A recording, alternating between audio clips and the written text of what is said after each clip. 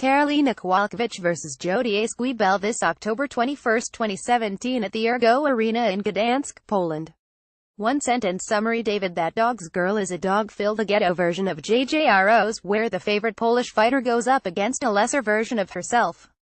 Stats record: Karolina Kowalkiewicz 102, Jodie Esquibel 62 odds. Karolina Kowalkiewicz 550, Jodie Esquibel 425. History. Introduction to both fighters. David: Karolina is on the proverbial drawing board.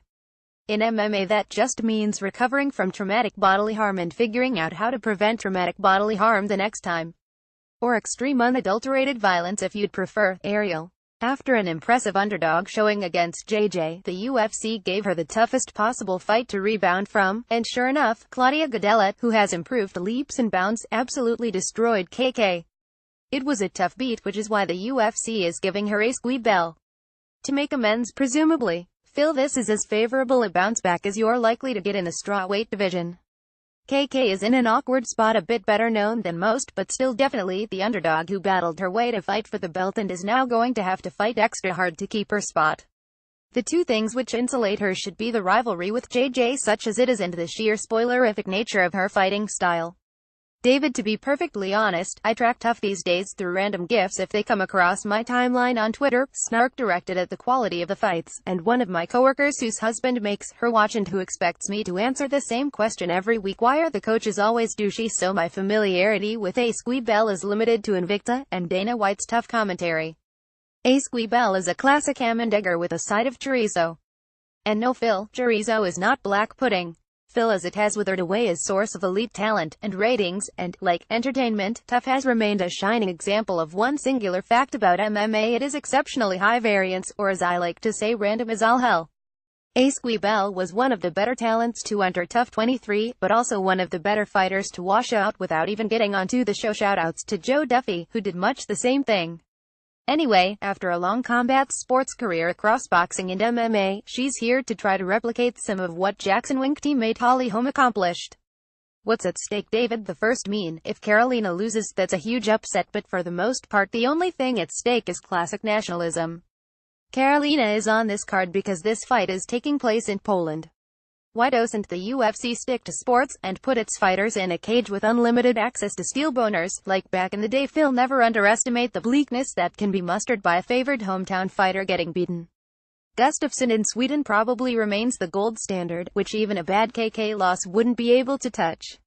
Where do they want it, David? Karolina may not be violently literate the way Gadelha or Joanna are, but she keeps her offense at a nice boil. She shuffles around and moves in different directions to create space for her punches. Her movement isn't flashy, but it's smooth and subtle. As a result, damage kind of accumulates here and there until opponents have to beat the clock. It sounds hopeless and boring in some ways, but it's really just fight philosophy come to life.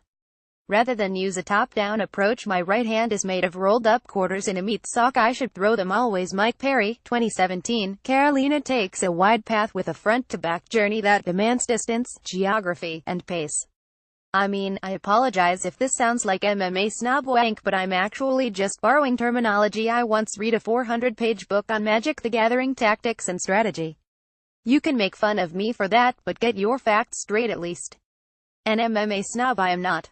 Hey, how far are you into Robin Black's vlog on Kunian dynamics in catch wrestling antiquities? Phil, Karolina is looking to slot neatly into place as the Moraga Elkins Guida-type gatekeeper for the division. She is not massively athletic, or even technically slick, but she works at an unbelievable pace and is tough. She favors blitzing rushes, often ending them with a kick. Defense is often something of an afterthought, but she has a lot of faith in her chin, and those rushes aren't often really there to do damage anyway. Instead, she's riding them into the clinch, where she has an iron single and double collar grip, and lands soul-sapping knees and elbows on the break. Her best trait is just that: she's impossible to discourage. She hurt Jędrzejczyk badly with little more than sheer willpower. David Esquibel's game is basic in all the ways that benefit fighters, and all the ways they don't. She's a little small for the division, having fought at atomweight for most of her career, but she's got those bulldog Jessica Andrade genes, which is fitting given her relationship with Keith Jardine. Any chance Joe Rogan can keep himself from saying that girl is a dog anyway? What I like about Esquibel is that even though she's limited in her movement, pacing forward in lumbering fashion towards clinches and takedowns, she actually has some quality outside instincts.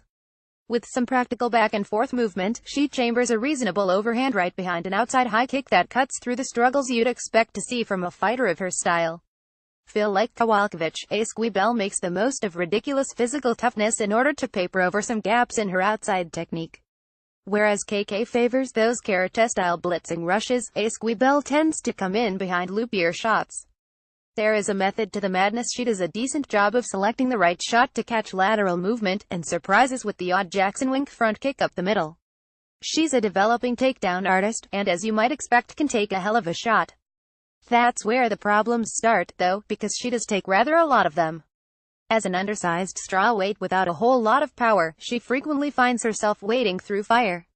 Insight from past fights: David, it's always concerning to see a high-level fighter get styled on in one area, but Karolina is frankly on another planet when it comes to grappling, and her punch entries are way better than what Jodie has to offer. Where Karolina has menacing strikes to close the distance, and rawhide strength to power through doubles and singles, Esquibel has some chopping strikes, and attrition clinch options.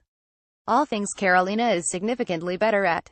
Kowalkiewicz is not the range striker that Grasso is, but I think she can replicate much of what the Mexican did, keeping Esquibel on the end of her punches. I actually think Kowalkiewicz might be a better counter-puncher than she is an offensive boxer. It's merely that a lot of the fighters she's been up against have been taller and have fought long enough that the counters have been hard to come by. I doubt she has those problems against Esquibel. X factors, David, none that I can think. Esquibel has a professional boxing record, so maybe this is one of those scenarios admittedly common where tough stifles specialist tendencies. I haven't done a scientific study on this or anything, but the notion feels right. Fighters, especially young ones, are either overcoached by foolish promises of well-roundedness or undercoached by the ghost of well-roundedness. Esquibel is traveling to the home country of her opponent for her UFC debut, in the co-main event. She's a doughty pro, but that's some serious pressure for your entry point into the organization. Prognostication: David, Kowalkiewicz won't blow Esquibel out. That's just not her style. In fact, I expect moments of challenging exchanges, but KK's movement, smarts, and hometown will get her through. Karolina Kowalkiewicz by decision. Cosine. It's a fight built for Esquibel to have some moments of success while never really having a realistic path to victory. Karolina Kowalkiewicz by unanimous decision.